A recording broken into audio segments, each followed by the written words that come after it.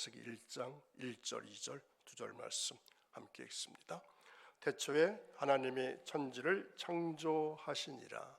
땅이 혼돈하고 공고하며 험함이 깊음이 있고 하나님의 영은 수면 위에 운행하시니라. 아멘.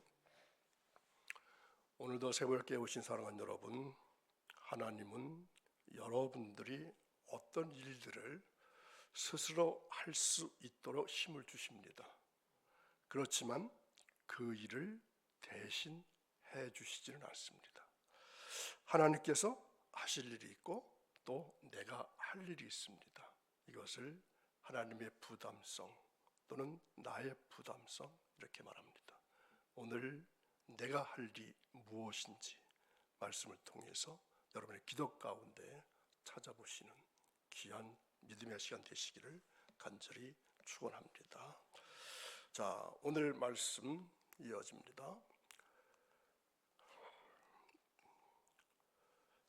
태초에 하나님이 천지를 창조하시나, 이 말씀은 어떤 내용이 이 말씀에 들어있을까요? 첫째로는 하나님께서 창조의 주권자가 되신다. 하나님께서 창조의 주권자. 자, 창조는 없는 것을 있게 하는 것입니다. 아무것도 없는 상태에서 천지를 창조하신 하나님이십니다. 둘째는 창조의 목적이 있습니다. 하나님께서 나를 사랑하셔서 나에게 가장 알맞은 남편을 주시고 아내를 주셨습니다. 친구와 자녀와 부모를 주시고 나에게 가장 훌륭한 교회를 주셨습니다. 그래서 뭐 하라고? 봉사하고 예배처로 주셨다고 하는 것이 바로 창조신앙입니다. 그리고 세 번째로는 창조신앙과 사고를 가져야 합니다. 창세기 신앙이 우리 신앙 중에서 가장 중요한 기초신앙이라고 할 수 있습니다. 창세신앙의 기본이 할 수 있는 성경 말씀은 오늘 읽은 태초에 하나님이 천지를 창조하시니라, 이 말씀에서 우리 창세신앙의 기본이 나오는 것입니다. 하나님께서 천지를 창조하신 것은 누구를 위함일까요? 바로 나를 위함입니다. 임산부가 아이를 위해서 모든 것을 준비한 것 같이 나에게 사랑으로 구원을 입혀주시고자 하심을 아셔야 합니다. 그래서 창세기 기사는 나의 구원을 위한 하나님의 사랑의 발로이다, 이렇게 아시길 바랍니다. 그래서 나의 구원을 위한 하나님의 소망과 믿음의 발로, 그리고 하나님의 천지 창조는 다 나를 위함이었음을 믿음으로 받으셔야 합니다. 하나님은 나를 구원하시려고 천지 만물을 창조하셨습니다. 또 나를 모태 두시기도 하시고 태어나게 또 자라게도 하시고 천국으로 인도하십니다. 이러한 모든 것이 바로 하나님의 사랑이 아닌 것이 없습니다. 하나님의 사랑을 근거하지 않고는 부부 생활도 부자 관계도 친구 관계도 온전치 못해서 다 깨어지고 맙니다. 내게 주어진 모든 것이 다 하나님의 사랑의 발로에서 주어졌음을 믿어야 합니다. 우리는 이 세상에 오고 싶어서 왔을까요? 여러분들 이 세상에 오고 싶어서 오셨나요? 오고 싶어서 온 자가 아니라 하나님께서 보내심을 받은 자입니다. 하나님은 이 세상을 창조하시고 나를 구원을 이루어 가라, 이렇게 보내셨습니다. 그러므로 우리는 하나님께서 주시는 복을 다 받았다고, 그래서 행복한 존재입니다. 하나님은 하나님의 최고한 사랑으로, 최대의 은총으로, 최선의 뜻으로 우리에게 구원을 목적해서 창조하셨고, 그래서 모든 것을 다 주셨습니다. 또한 주시고 앞으로도 주실 것인데, 이것을 무지몽매한 아무것도 알지 못하는 인간이 깨닫지 못하고 어떻게 되어 있다? 혼돈에 있다는 것입니다. 우리에게 구원을 목적해서 창조하셔서 모든 것을 주셨습니다. 하나님께서 뿐만 아니라 하나님의 신령한 복에 대해서도 혼돈된 상태고, 하나님과 약속도 혼돈하고, 결국 인간과의 사이에도 혼돈한 관계가 되고 맙니다. 하나님의 사랑을 모를 것 같으면 혼돈하면 인간 관계에서도, 또 부모가 자식에게, 자식이 부모에게, 부간에도 혼돈하고 뒤죽박죽 질서가 없는 무질서 상태가 됨을 드러내 주십니다. 그러므로 창세 신앙을 아주 잘 공부하고 배운 사람만이 이 혼돈된 상태를 올바로 깨달아서 회복하게 될 것이고, 하나님과 관계도 바른 관계를 이루어 갈 수가 있습니다. 결국 하나님의 진리 말씀으로 거듭나지 못한다면 혼돈한 삶, 왜 사는지도 목적도 모르는, 그리고 어떻게 살아야 할지 방향도 모르는 혼돈된 삶이 되고 말 것입니다. 그래서 진리의 말씀으로 하나님의 사랑의 깊이와 높이와 넓이를 깨달아서 회복해야만 합니다.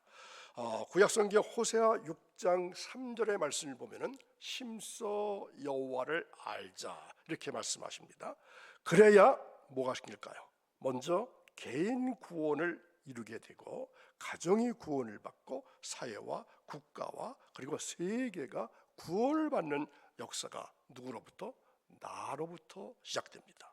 자, 공허하다는 것은 어떤 상태일까요? 텅텅 비어있는 뜻, 텅텅 비어있다는 뜻입니다. 어떤 말씀으로? 특별히 진리의 말씀으로 가득 채워져 있어야 될 이 세계에, 교회에, 가정에, 그리고 내 심령에 진리가 텅텅 비어 있어서 공허한 상태를 말합니다. 하나님께서는 나를 위해서 세상을 창조해 주셨는데도 진리가 없습니다.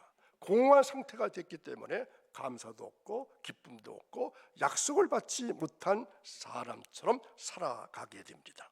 자, 하나님께서는 나를 위해서 창조해 주시고 모든 것을 다 허락하시고 복을 주셨는데도, 온 우주 만물이 다 나의 구원을 위해 존재하는데도 진리의식이 없기 때문에 깨닫지 못하고 아무것도 없는 것으로 알고 불평과 한숨과 근심이 가득 찹니다. 그래서 공허합니다. 공허한 마음을 가지고 있으면 불평이 나오고 불만이 싹트게 됩니다. 그래서 언제나 만족이 없고 또 만족을 모릅니다. 그러므로 이 창조신앙, 창세신앙이 얼마나 중요한가를 알 수가 있습니다. 흑암이라고 하는 말이 나오죠. 흑암은 어둡다는 뜻으로 무지몽매한 상태를 드러내 주신 말씀입니다. 인생길의 암흑을 말합니다. 이 암흑은 곧 무식입니다. 세상에 대한 무식보다는 하나님에 대한 무지요, 진리에 대한 무지를 말합니다.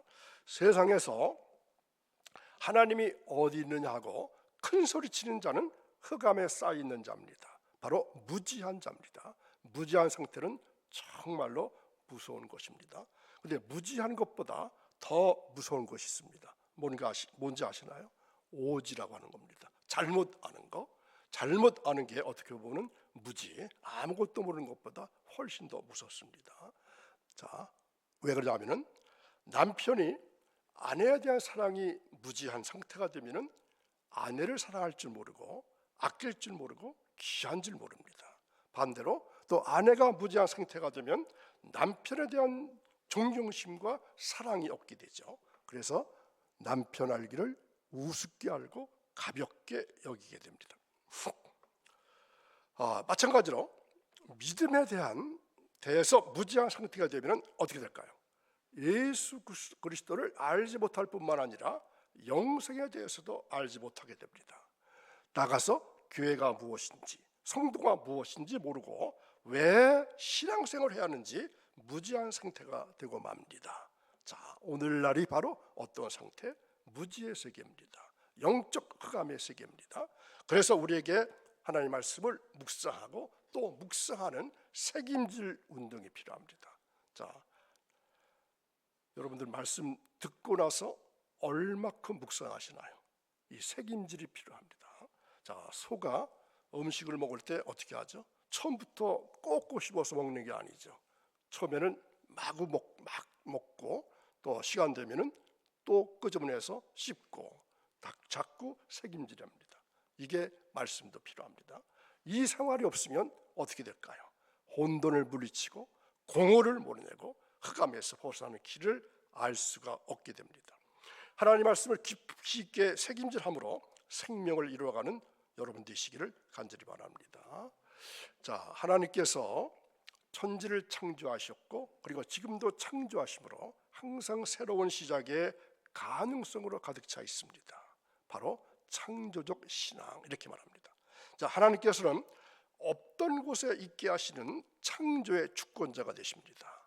직장생활, 학교생활, 가정생활에서도 이 창조적 사고를 달라고 기도하시면 풍성한 은혜를 받게 될 것입니다. 교회 생활도 창조적으로 해보시길 바랍니다. 하나님을 위해서 어떤 새로운 일을 한번 시작해 보시길 바랍니다. 교사나 찬양대나 물론이고 전도와 봉사로 감동적인 예배와 또 새벽기도도 열심히 하셔서 은혜 받으시기를 바랍니다. 우리의 아버지 하나님께서 천지를 창조하셨습니다. 그리고 지금도 살아계십니다. 창조적 하나님을 믿고 의지하고 기도하며 창조적 신앙을 가지고 창조적 사고로 승리하시는 오늘 되시기 바랍니다. 그런데 영원히 현재로 계시는 하나님께서 말씀을 상고하는 사람들에게 복을 주겠다, 이렇게 언약하신 말씀이 있습니다. 자, 함께 읽어보겠습니다. 이 예언의 말씀을 읽는 자와 듣는 자와 그 가운데 기록하는 것을 지키는 자는 복이 있나니 때가 가까움이라. 주님의 때가 가까우는데 이 예언의 말씀, 성경의 말씀을 읽고 듣고 지키는 사람에게는 복을 주겠다, 이렇게 약속하십니다. 자, 복이 있나니 라고 말씀하신 것은 자연히 우연히 복이 있게 된다, 이러한 말씀이 아니죠. 복의 근원 되시는 하나님께서 복을 주시겠다고 약속하시는 말씀입니다.